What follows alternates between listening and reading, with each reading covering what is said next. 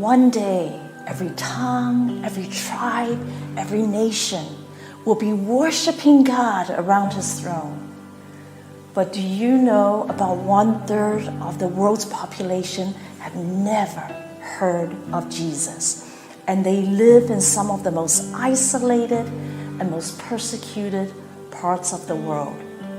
And despite of Christian effort, the percentage of Christian believers have actually decreased compared to world's population, except in places where ordinary disciples, ordinary Christians are making disciples, planting churches, multiplying churches, and unleashing church planting movements and disciple making movements.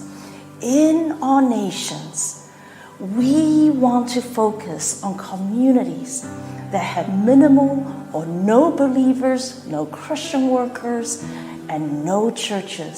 We want to be like the Apostle Paul, who was the greatest missionary ever, who said, "It has always been my ambition to preach the gospel where Christ is not known, so that there is no place left where Jesus is not known and loved and worshipped." Among unreached people groups, among Muslim refugees, in the ghettos, in impoverished neighborhoods, in the urban core, and in the rural areas. And that is what our nations wants to do.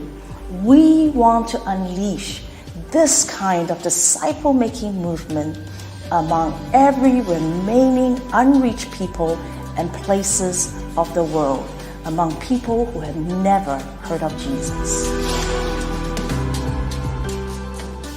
We are living in the most exciting and strategic time of history because we can actually see the finishing line of the Great Commission, and we can begin to count down to 0 unreached people groups.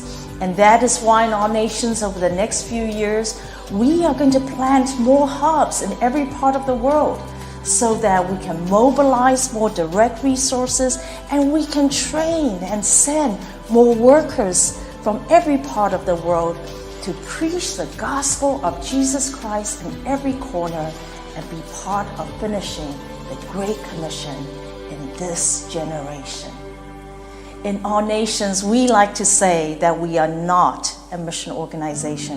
We are a worship organization because our purpose is to work missions out of a job by establishing the love and knowledge and worship of Jesus Christ in every heart.